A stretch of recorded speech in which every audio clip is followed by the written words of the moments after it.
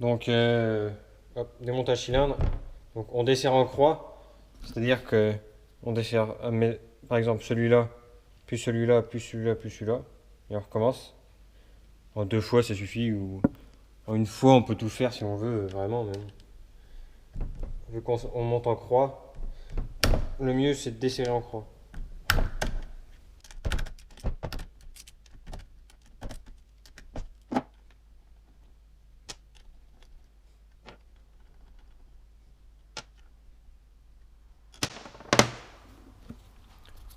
Donc, j'ai pas précisé, mais quand le moteur est dans le cadre, le mieux c'est de faire la vidange. Donc là, du coup, je l'ai pas fait, j'ai oublié. Bon, c'est pas grave, on peut la faire aussi sur le bord de l'établi. Hop, on met un son en dessous. Ça marche, c'est ce que je vais faire. Donc voilà, c'était juste une petite aparté. Bon, on retourne sur le cylindre. Donc voilà, j'ai desserré. Couvre-culasse. Donc il n'y a rien d'anormal. Faites attention à bien garder tous les joints.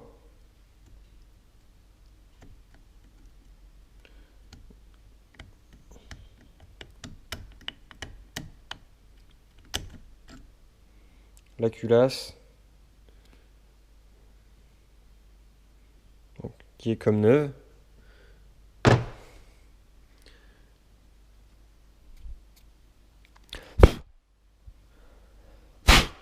Donc, la tête du piston, nickel aussi. Pour l'instant, ça s'annonce bien. Et hop, on va enlever le cylindre. Donc vu qu'il est pas serré, il s'enlève bien. Donc, on va regarder le piston en premier. Rien d'anormal, c'est comme neuf. Donc hop, parfait. Dans le cylindre, donc, pour vous faire voir, vous le mettez à la lumière. Et vous regardez comme ça. Donc, pas de traces profondes. Donc je vais regarder plus précisément tout à l'heure. Mais bon, pour l'instant, il est comme neuf. Hop. Bon, je l'avais monté avec un joint papier. Du coup, j'avais regardé le squelch, donc j'étais à plus de 0,95. J'ai presque à 1 mm. Donc, et pour le ProRace, c'est préconisé à 0,85, entre 0,85 et 0,95. Donc là, j'étais sûr de pas trop comprimer. Certes, il marchait peut-être un peu moins bien, mais au moins la durée de vie est plus longue. Donc hop. Donc, de toute façon, le joint. Du coup, là, je vais refaire un vrai squelch. Donc je vais pas me mettre ce joint. Je vais remettre les joints fournis avec le kit. Les joints en alu. Donc on verra ça au montage.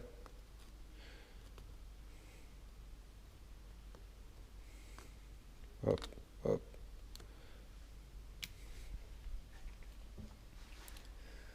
Donc pour enlever les circlips. Donc là, c'est pas des circlips en U. C'est ceux qui ont un petit ergot. On verra peut-être mieux là. Donc tout simple, on prend une pince.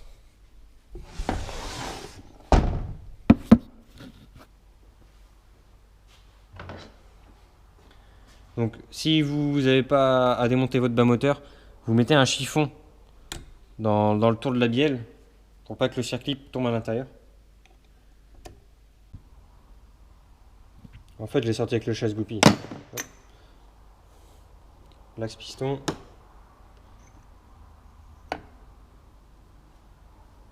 Donc voilà, le piston que j'ai gardé. Je vais essayer de faire un jeu à la coupe pour voir l'état du segment. On voit le dessus, c'est comme neuf.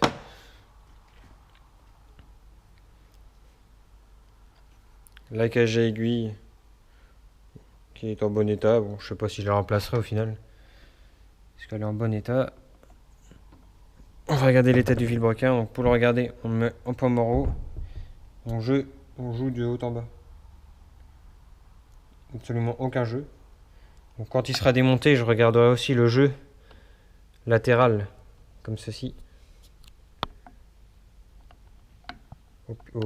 À tête de bielle. Donc je regarderai avec un jeu de cale. Donc on verra ça par la suite. Bon, démontage de la pipe Rien de compliqué.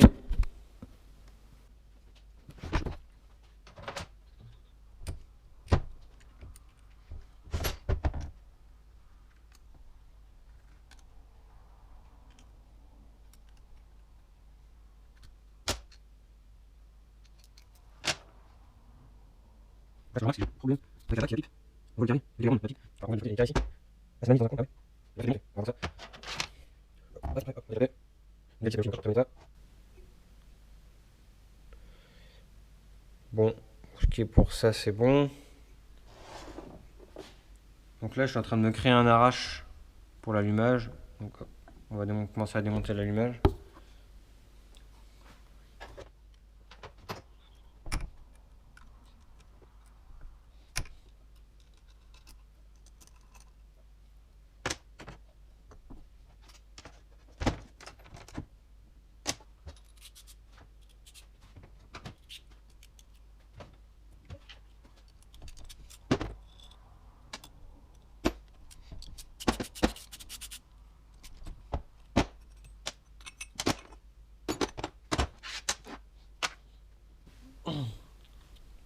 Donc ce que j'ai pas précisé, c'est si vous avez pas de clé à choc, donc soit électrique ou soit avec un compresseur, ça on s'en fout, une clé à choc quoi, ne démontez pas le cylindre en premier. Comme ça vous pourrez introduire un bloc piston et un lacet ou un bloc piston, hein, comme on veut, et vous pourrez avec votre clé desserrer tout simplement. Parce que là, si on essaye avec une clé, c'est mort. Donc avec une clé à choc, ça va partir. Ce sera pareil pour l'écrou de l'autre côté du vélo, donc les deux de chaque côté. C'est un peu le problème du démontage, le plus gros souci, je pense. Donc il faut avoir une clé à choc, ou il y a d'autres alternatives, mais il faut prendre en compte lors du démontage. Donc vu que j'ai une clé à choc, hop, je vais pouvoir la choquer.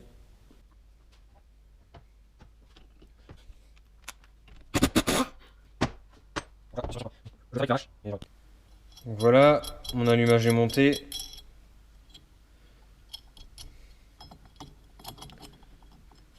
Mon arrache allumage plutôt.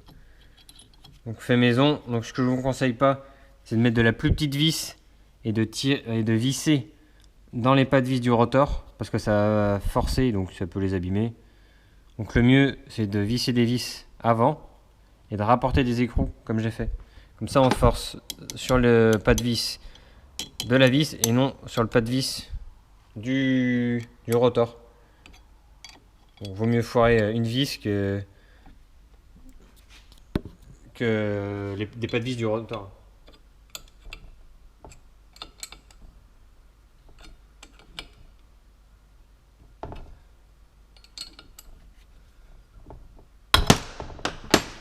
Hop. Et voilà, c'est sorti. Donc d'origine, donc comme le tuto, allez voir le tuto, il y a tout marqué hein, si vous avez besoin. Donc il y a une clavette ici. Donc ne la perdez pas. Donc de ce côté-là, pour l'instant c'est bon. On va passer partie embrayage. Donc pour ça, il faut vidanger avant. Donc vu que je ne l'ai pas fait, je vais le faire maintenant.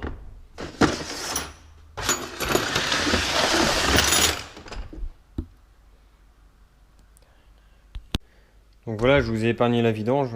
Je l'ai déjà fait plusieurs fois dans les vidéos. De toute façon, si vous démontez tout un moteur, je pense que vous savez faire une vidange. On a juste à dévisser ces deux vis. Donc voilà, donc j'ai pris de l'avance. J'ai enlevé les 8 vis. Tout le tour du carter. Donc là, rien de bien compliqué aussi. Donc s'il est collé comme là, petit maillet en caoutchouc ou en bois pour pas tout casser. Et on tape là, il y a des ergots juste ici. Il y en a ici, de l'autre côté en dessous le kick.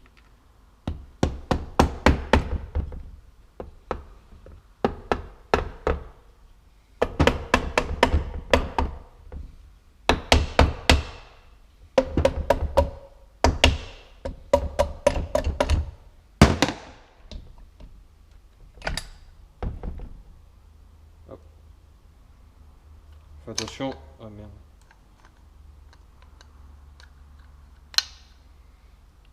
Fais attention si on n'a pas enlevé les vis du carter. de ne pas retourner le carter.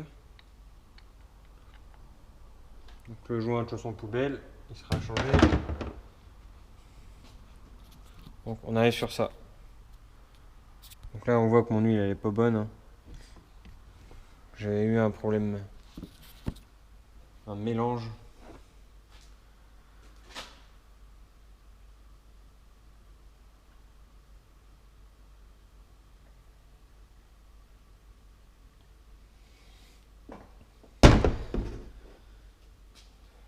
Bon allez, je vous fais le démontage de l'embrayage en timelapse. Il y a déjà une vidéo là-dessus complète si vous voulez changer son embrayage. Donc moi c'est un embrayage Most. Donc si vous voulez aller voir le montage, allez voir la vidéo de l'embrayage.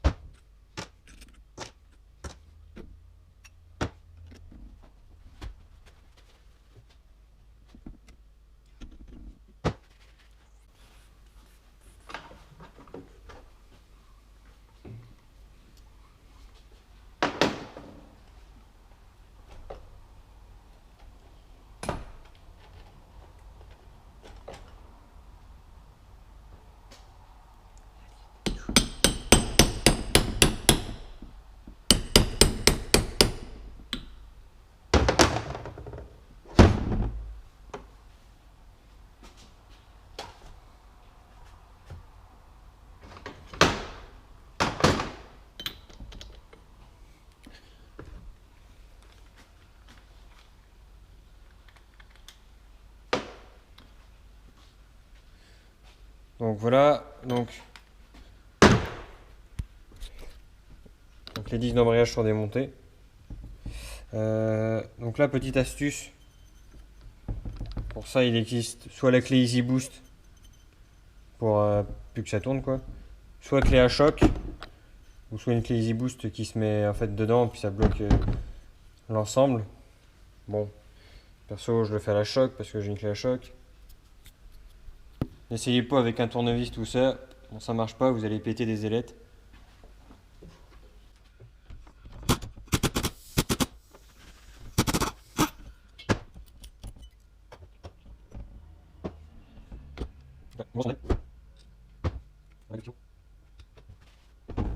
Du coup, l'axe de kick, l'axe de sélecteur qui s'enlève. Attention, il y a une rondelle au fond.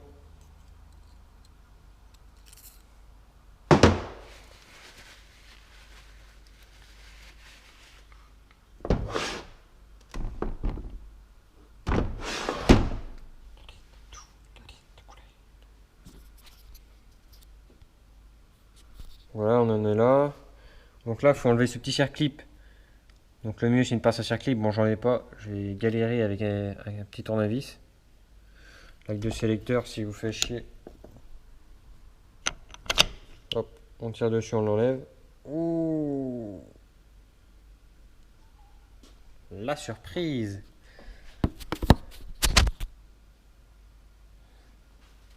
Là, c'est que j'avais dû mettre de la graisse avant. C'est bizarre parce que ça m'en fait beaucoup quand même. Donc, au fond, il y a une rondelle. Bon, voilà, après un bon 20 minutes à avoir galéré avec ce circlip, bon, franchement, sans pince à circlip, c'est mort. Hein. Si vous avez une vieille pince chez vous, vous pouvez vous en fabriquer une. Bon, c'est ce que j'ai fait à la fin. Donc voilà, donc une rondelle en dessous le circlip, entre le pignon et le circlip. Et une en dessous le pignon. Hop.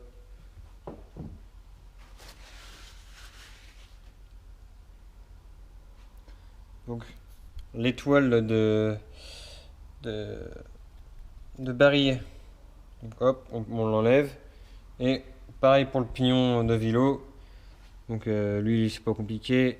Un coup de clé à choc ou pareil, avant de tout démonter, cette partie, vous le laissez en premier. Donc hop, clé à choc là, et j'enlève l'étoile.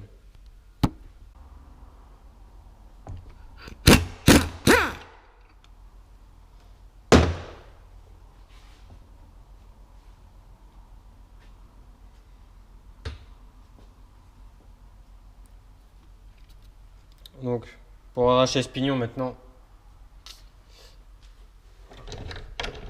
on arrache pignon, on arrache, oui, on arrache tout court. On peut arracher les roulements et tout avec ça.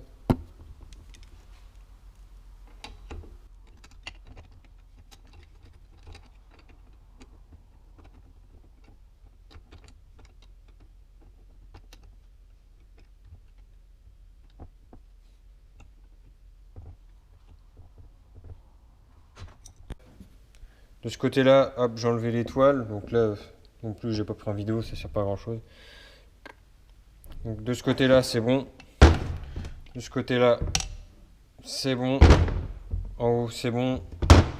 Donc hop, c'est bon partout. Donc voilà, c'est puis c'est encore lui. Hop, partout. Donc on va passer, on va dévisser toutes les vis côté gauche du carter pour séparer.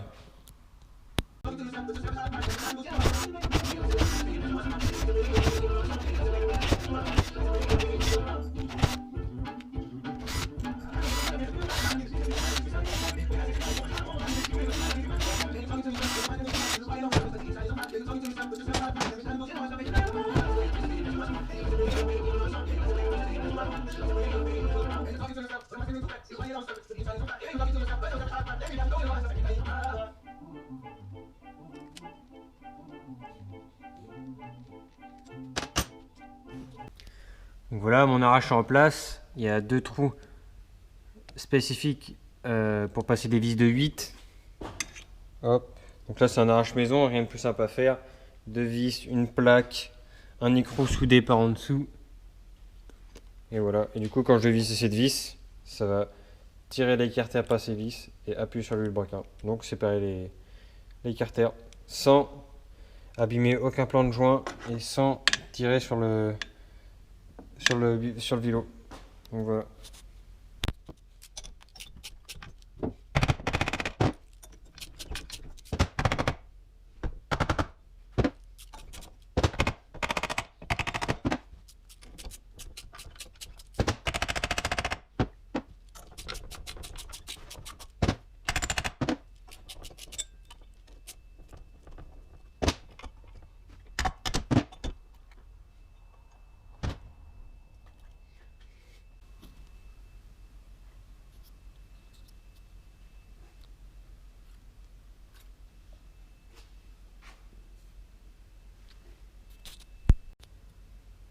Donc pour sortir la boîte, on enlève les axes de fourchette. On a les fourchettes qui tombent. Donc on a un petit, un grand axe. Donc tout ça de toute façon on reverra au montage. Mais le barillet qui sort. Donc lui il a une grosse rondelle de chaque côté. Comme ceci. Il a la même là. Donc bon, la boîte elle est sortie toute seule, mais sinon il y a l'autre fourchette qui sort. Et hop, là on peut sortir les deux arbres primaires à arbres secondaires. Donc oui, c'est le primaire, il est d'un seul bloc, sans rondelle. Et le secondaire par contre, il a des crabeaux qui se démontent, des rondelles, tout ça.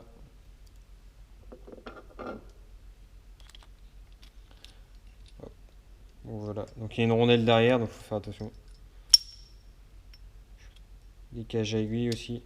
On va revoir tout ça au montage, au remontage.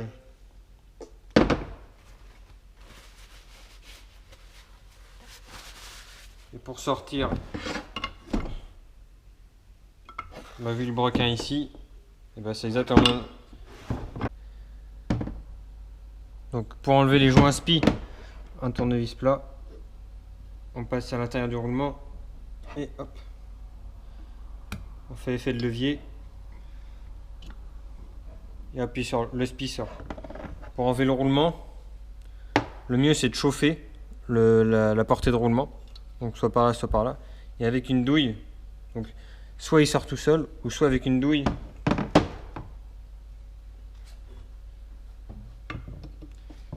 Soit avec une douille on tape par l'extérieur pour sortir de ce côté. Donc voilà, donc je vais faire ça sur mes deux carters. Je vais faire ça sur mes deux carters. Celui-ci et celui-ci. Celui-là je vais pas enlever l'extracteur, mais il faut que je le fasse. Et voilà.